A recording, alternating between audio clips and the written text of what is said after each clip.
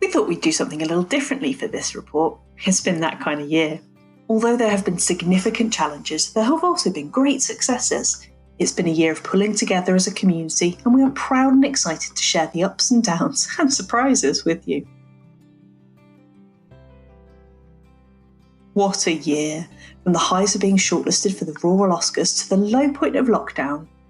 Due to COVID-19, we've had to postpone many of the plans we made, but we've continued to provide support for people in the community, and ultimately, that's the most important thing.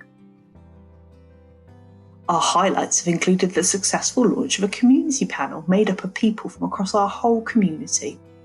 We were nominated for the Rural Oscars, a national award scheme run by the Countryside Alliance, as well as featuring in Country Living magazine, where our community building work was celebrated. We also supported the launch of the Peterchurch community Facebook page, which was launched by a clan, and the Hub's project coordinator is one of the moderators. It is a great way for the community to interact, share information, ideas, and the occasional moan. This was established in January 2020 by members of the community to help bring people closer together. It currently has 678 members. Before lockdown, our existing activity programme at the Hub continued to be popular. We've had some great reviews on TripAdvisor, and in spite of lockdown, our cafe had an impressive 2,688 visitors, and the library issued 2,185 books. Our cafe relies on the work of our dedicated volunteers. I love working at the Hub because it gives me the opportunity to mix with a wide range of people from the local community, people I've never met before. I think certainly it's a wonderful combination of community, visitors, cyclists, and everybody gets on and everybody chats. So I think everybody benefits after visiting the Hub, and especially those who work here. The library and cafe closed on the 18th of March. The cafe reopened in July with a limited menu and opening times, but the library remains closed at this time. Prior to lockdown, our weekly yoga, Pilates and community choir sessions were popular, and still point meditation was taking place on a monthly basis. Again, before lockdown, our Kids Play Cafe was growing in popularity with 526 attendances and an increase in donations. We've been facilitating community initiatives, including a brilliant series of lantern-making workshops and a parade with carol singing at Christmas. We asked project leader Joy to tell us a bit more about it. It can become a vehicle for community expression, in a sense, and for marking of time together.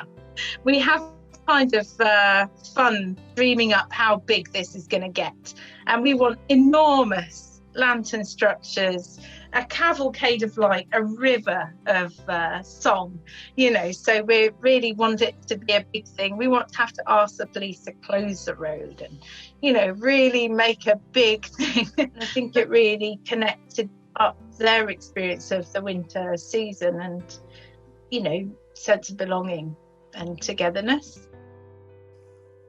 As well as putting on new activities, we are actively encouraging people to come to us with their own ideas. Local resident Jim approached us to set up a poetry group, so we advertised his ideas on the website and in our monthly newsletter and in the parish magazine, and then put the people who responded in touch with Jim directly. We managed to host 3 meetings of the newly formed community panel before lockdown happened, and these sessions gave us some great insights into what local people feel is important to them. The panel was in the throes of planning a Peterchurch summer weekend before restrictions came into force, and this event is currently on hold. We launched our first TerraCycling initiative, which has been successful, and we're hoping to expand our recycling facilities in the future.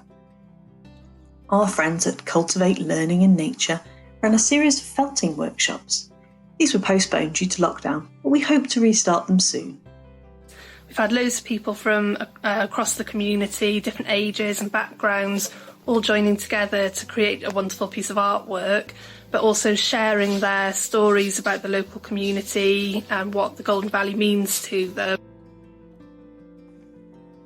We have been developing our activity programme for young people, teaming up with Wildwood Arts, an organisation who specialise in rural community engagement. They delivered a clay workshop in person and over lockdown hosted a range of online sessions for us. Though the content of the sessions was good, on this occasion we don't think the timing was quite right and we had a low turnout. We're hoping to resume our work with other partner organisations in the coming year. We were very happy to welcome 3 Duke of Edinburgh Award students to the Hub this year. They've been hard at work across a whole range of our projects. They've been invaluable in helping with the design of our marketing materials, and we're keen to host more Duke of Edinburgh students in the coming years. We've not only been forging new partnerships, but building on existing ones. We've strengthened links with Fairfield High School. Prior to lockdown, our manager Holly produced an assembly presentation for them and hosted the school council at the Hub. During lockdown, the COVID response group worked with Fairfield to produce a questionnaire asking young people how they felt and what they needed as they transitioned out of lockdown. We have continued to link with the Young People's Service No Wrong Door, but our plans for a youth cafe have stalled due to lockdown. It has been difficult to develop our training programme given the current uncertainties. An example of this has been our dementia training. We had drop-in sessions on the 13th of March which were poorly attended due to worries about the virus. We sent the online training to volunteers twice during lockdown but had no take-up. We think the timing just wasn't right for everyone. Training the large number of volunteers to operate within a COVID-secure environment has been an onerous, though vital task for the safety of our staff, volunteers and visitors and community, and we were happy to reopen in July. Our online presence and activity has continued to grow both locally and nationally, with an 85% increase in website traffic and a 14% increase on our newsletter sign-ups. After a slow start as we built relationships with the local GP surgery, the new social prescriber and ward counsellor for Golden Valley North, it was the COVID-19 crisis which really kick-started our de facto Good Neighbours scheme. What began as the COVID-19 helpline has continued beyond the immediate crisis to offer ongoing support and assistance to people locally. In September 2019, we joined the Chatty Cafe scheme. This is an international initiative where a designated table in a public venue is reserved for anyone who wants to have a chat. We linked this with our local community transport provider to enable people who are unable to travel independently to attend. This transport has been key to the success of the programme, which reopened in August under social distancing guidelines. Stanley has been coming to Chatty Cafe for 9 months. He relocated to the area at the end of 2019 to be closer to his family after undergoing a major operation. Stanley lives next door to his granddaughter, and she was the one who told him about the Hub. We asked him to tell us a little bit about his experiences here. The transport picks me up every Wednesday. I thoroughly enjoy it. I look forward to it. You feel at home. As soon as you walk in the door, you feel wanted. It's a place that would say lifts your spirits up. It's been accepted into the group of people. There's nothing worse, particularly in elderly people, going to an area very difficult to mix, but up there, it doesn't matter. The number of people that have come and spoken to me, so many I can't remember their names, quite frankly, but never been welcomed with open arms as I have been here.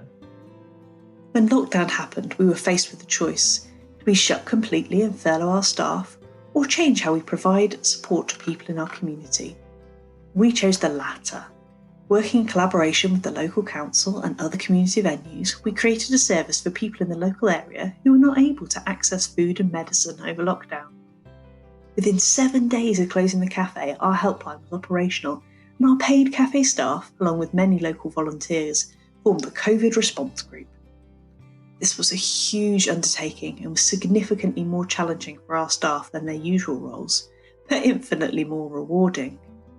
It has enabled us to connect with many more of the people in our community who are in need of support. I think what the COVID helpline has done is make some people who weren't aware of the Hub beforehand much more aware of what we offer and how we can support them. Our achievements this year are beyond what we could ever have imagined.